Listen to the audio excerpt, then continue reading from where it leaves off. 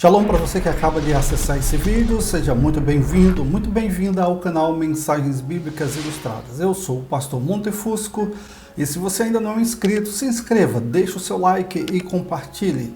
O tema de hoje, meus queridos, minhas queridas, vai ser sobre tempo de buscar o Senhor. Muito em breve a última trombeta será soada e nós seremos retirados aqui do campo de batalha para estarmos com o Senhor para todo o sempre.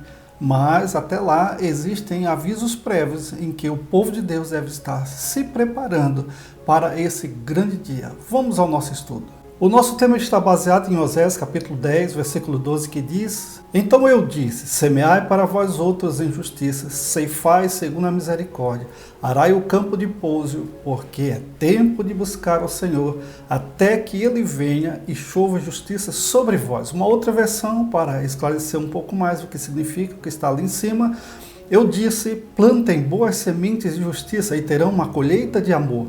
Arem o solo endurecido de seu coração, pois é hora de buscar o Senhor, para que Ele venha e faça chover justiça sobre vocês. Essas palavras foram dirigidas a Israel, e havia um tempo de imoralidade, de corrupção, violência naquela nação.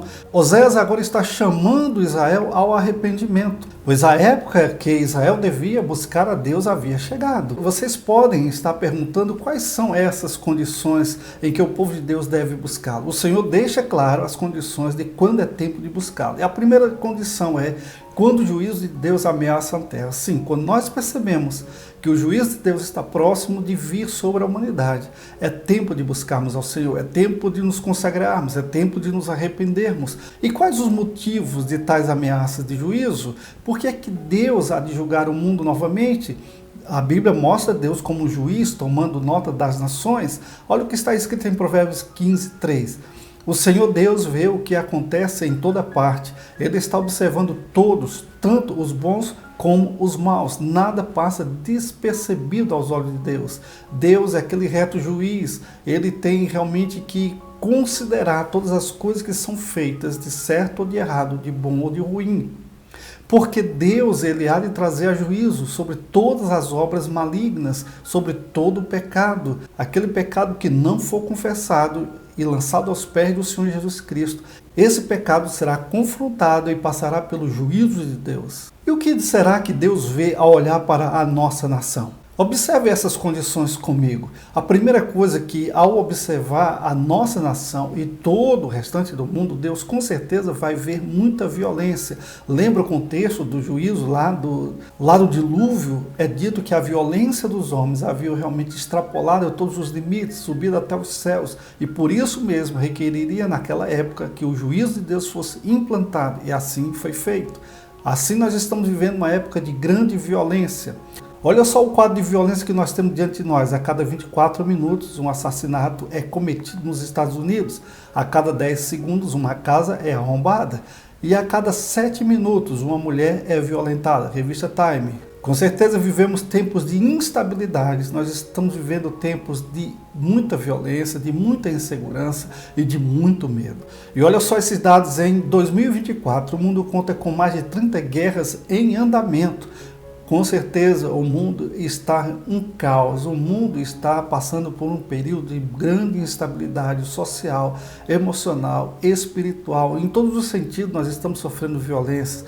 A violência física, a violência psicológica, a violência espiritual, a perseguição contra a palavra e o povo de Deus. Tudo isso está acontecendo nos nossos dias. E todo esse quadro está mostrando para nós que nós estamos vivendo tempos terríveis. Nós estamos vivendo tempos em que os homens estão cada vez mais violentos, uns contra os outros. Eles estão tirando a própria vida dos seus semelhantes. Eles estão ameaçando uns aos outros constantemente. Guerras, rumores de guerra, nação contra nação, reino contra reino. Tudo isso está acontecendo nos nossos dias. É algo que nós não podemos ocultar, não podemos negar essa realidade. Uma outra coisa que Deus, ao olhar para a nossa nação e para o mundo inteiro, ele está vendo um acréscimo muito grande da imoralidade. Olha só essa reportagem. Com a internet, jovens acessam pornografia cada vez mais cedo, alerta o relatório. Pesquisa com adolescentes dos Estados Unidos mostra que 73% dos jovens entre 13 a 17 anos consomem pornografia. Esse grande mal não está restrito apenas a essa faixa etária, não. Crianças, adolescentes, jovens, adultos, de todos os níveis sociais, culturais, de todas as faixas etárias, pessoas têm sido enredadas, têm sido aprisionadas por esse grande engodo do diabo. A revista Newsweek diz assim, cerca de metade das moças de 15 a 19 anos já experimentaram sexo antes do casamento. O educador fala da influência desastrosa da televisão sobre as crianças. Faz que elas sejam cada vez mais impacientes quando a gratificação é retardada. Ainda mais sério, segundo o meu modo de ver, é que a televisão está revelando todos os segredos e tabus sociais dos adultos, desfazendo assim a divisão entre a infância e a vida adulta. Então, os assuntos que eram reservados para os adultos, que têm maturidade para lidar com isso, hoje em dia está exposto aí em todos os lares, começando até das crianças pequenas, de 2, 3, 4 anos em diante. Elas estão viciadas em celulares, redes sociais e TikTok, coisas desse tipo. As possibilidades são as mais variadas possíveis para prender as pessoas a essa telinha, afastando-as com certeza da espiritualidade e de uma comunhão real com Deus. A antecipação de problemas como sexo e drogas atrai a curiosidade de crianças, adolescentes e jovens que, dessa maneira, perdem a inocência mais rapidamente e podem ganhar problemas que afetam o futuro como um adulto. A disciplina também é afetada pelo uso do celular. Filhos costumam burlar o horário de dormir e as recomendações sobre a programação que não devem assistir. É muito comum hoje nós encontrarmos crianças que estão tendo dificuldades na escola, tendo dificuldades de relacionamento umas com as outras, de obediência aos seus pais, estão vivendo numa certa rebeldia. E isso acontece porque elas estão presas a esse instrumento, que pode ser uma grande bênção quando bem usado, mas se mal usado pode ser a destruição da alma. Então, essas crianças elas estão inventando todo tipo de história para não irem à escola, para não fazerem as tarefas de casa e por aí vai, porque elas inventam mentiras cada vez maiores para que se possam se safarem dessas obrigações e estarem mais tempo no celular. E o pior disso é que muitos pais desavisados, para ter um pouquinho de sossego, colocam o celular na mão do filhinho, da filhinha, e aí esquecem eles lá no cantinho deles, no quartinho deles, achando que está tudo bem e podem estar perdendo os seus filhos na própria casa. As realizações dos deveres escolares pode ficar atrelada à programação do celular, ou seja, o celular tem a primazia, tem a prioridade. Todas as suas atividades ficam colocadas em segundo plano porque eles têm a maior prioridade como estarem com o celular. Também, olha só esse assunto que é muito sério. A revista dos Intercessores pela América, uma organização contra essa prática, escreve no seu exemplar um parágrafo sobre os incríveis resultados potenciais ao lar dos kits de aborto ao alcance de todos e denuncia uma das principais companhias farmacêuticas que prostituiu seus valores históricos a favor da vida ao estimular essa tecnologia. E fala contra uma organização de marketing que encoraja a promiscuidade e vende instrumentos de morte a adolescentes. Ou seja, tudo não passa de um grande comércio, de uma grande ganância, porque eles querem ganhar dinheiro e não importa quem é que vai sofrer no outro lado. Eles querem com certeza divulgarem os seus produtos, são malévolos, são terríveis para a saúde, sim, com certeza trazem consequências drásticas, psicológicas, espiritual e fisicamente para essas pessoas, essas crianças que não têm nenhuma maturidade para lidar com as consequências, mas essa indústria farmacêutica não está nem aí, eles querem vender os seus produtos a todo custo. Agora veja essas estatísticas no mundo que são aterrorizantes, 46 a 55 milhões por ano são praticados, em que esses pequeninos estão sendo eliminados na barriga da mamãe, 126 mil por dia.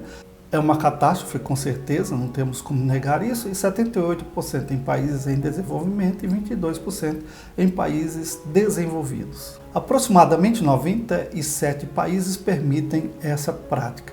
Agora olha comigo só esse quadro que está mostrando como isso tem sido praticado em vários lugares. Aqui o foco é o Brasil e eu quero destacar com vocês esse quadro aqui. 65% declaram-se católicas, 25% protestantes ou evangélicas, 5% sugerem outras religiões. Nós estamos falando de pessoas que supostamente temem a Deus, que conhecem a sua palavra, mas que nesses últimos dias têm um coração endurecido e estão fazendo pouco caso às advertências que a palavra de Deus está fazendo. Agora vamos dar uma olhada na natureza do juízo de Deus. Deus puniu o pecado de Israel, permitindo que os assírios cruéis e desumanos os levassem em cativeiro. Deus advertiu a nação por muito tempo. Se eles não se arrependessem, se eles não parassem com todas aquelas barbaridades que eles estavam cometendo, com toda aquela falsidade religiosa com que eles estavam vivendo, Deus haveria de julgá-los. E o julgamento veio, eles desconsideraram as advertências e por isso foram levados como cativos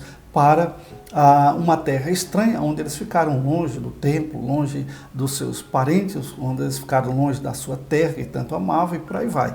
Perderam totalmente o privilégio de estarem adorando a Deus na sua própria terra, entre os seus próprios familiares. E monumentos antigos mostram o rei da Síria furando os olhos dos cativos de guerra, ou seja, o juízo de Deus é sério.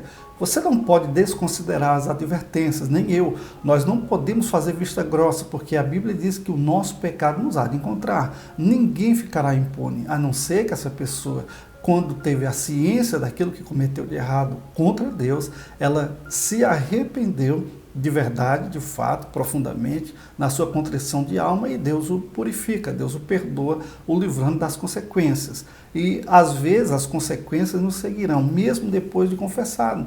Mas a nossa consequência espiritual terá sido eliminada. Talvez a consequência social, física, alguma coisa desse tipo, dependendo do nível da gravidade do nosso pecado, nós vamos ser, com certeza, alcançados por essas consequências ao longo do tempo. Foi assim com Davi, foi assim com todos os outros servos de Deus lá no passado, que não levaram em conta a advertência de Deus para que não cometessem tais absurdos diante dele. Agora veja comigo, quando Deus revelou a Abraão o propósito da destruição de Sodoma e Gomorra, Abraão chegou-se a Deus e intercedeu por Sodoma. Nós devemos seguir esse exemplo. Quando nós percebemos que as advertências de Deus estão diante de nós, estão nos mostrando que o mundo está passando dos limites, nós precisamos cair de joelhos e começar a interceder por aqueles que ainda não têm o Senhor Jesus Cristo e até por nós mesmos, se nós estivermos andando de forma que Deus não se agrade. Porém, devemos buscar ao Senhor não somente quando os seus juízos ameaçam a terra, mas também devemos buscá-lo quando Deus está pronto para derramar sobre nós as suas bênçãos. Isso é algo muito importante a levarmos em consideração. Nós não vamos nos aproximar de Deus pelo medo, simplesmente, pelo temor ou das consequências que os nossos atos impensados poderão nos causar. Não, nós queremos também nos aproximar de Deus sabendo que Deus está pronto para derramar as suas ricas bênçãos sobre nossas vidas. E qual o grau da bênção que Deus deseja derramar sobre aqueles que o buscam com o coração quebrantado, com o coração humilde, com o coração ansioso por ter mais de Deus? Nós vamos ver que assim como a justiça de Deus, o juízo de Deus, ele é severo, mas as abundâncias das bênçãos de Deus, elas são extraordinariamente grandes. Oséias 10:12 diz: é tempo de buscar ao Senhor até que Ele venha e chova a justiça sobre vocês. Veja, a linguagem aí é de abundância, a linguagem aqui é de generosidade, em que Deus quer derramar abundantemente da sua graça sobre aqueles que se arrependem e o buscam. Em Malaquias 3:10 está dito que derramarei bênçãos sem medidas, derramarei tantas bênçãos que não haverá espaço para guardá-las. Veja, está falando de abundância, está falando de uma grande quantidade, bênçãos tão grandes que nós sequer poderemos ter lugar para guardar tantas bênçãos vindas de Deus sobre aqueles que buscam a Deus com esse coração quebrantado e sincero. Uma outra condição da qual Deus faz com que chova bênçãos sobre nós é o arrependimento. Em Oséias 10:12 diz assim: arem o solo endurecido de seu coração. Filho meu, diz Salomão em Provérbios, dá-me o teu coração.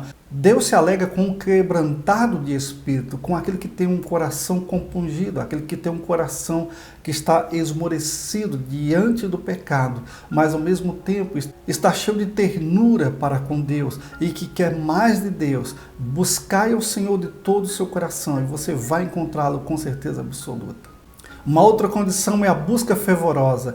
Em Oséias 10:12 diz assim: é tempo de buscar o Senhor até que, veja, nós vamos buscar o Senhor não para que, mas até que, ou seja, nós vamos insistir, nós vamos bater, nós vamos buscar, pedir, nós vamos ser como aquela viúva insistente, nós vamos ser daqueles que não retrocedem, daqueles que não largam mão do Senhor até que Ele realmente nos abençoe. É como Jacó disse: eu não te deixarei enquanto o Senhor não me abençoar. Isaías 55:6 diz: buscai o Senhor enquanto se pode achar, invocai-o enquanto está perto, porque haverá um tempo que nós não poderemos mais buscá-lo, haverá um tempo quando a oportunidade do arrependimento terá passado e o juízo de Deus nos terá alcançado. Então vamos buscá-lo em arrependimento profundo antes que esse tempo possa chegar sobre nós. E também Jeremias 29:13 diz: buscar-me-eis e me achareis quando me buscar de todo o vosso coração. Essa é a promessa de Deus. Ele está dizendo: eu estou aberto, eu estou de braços abertos para vocês,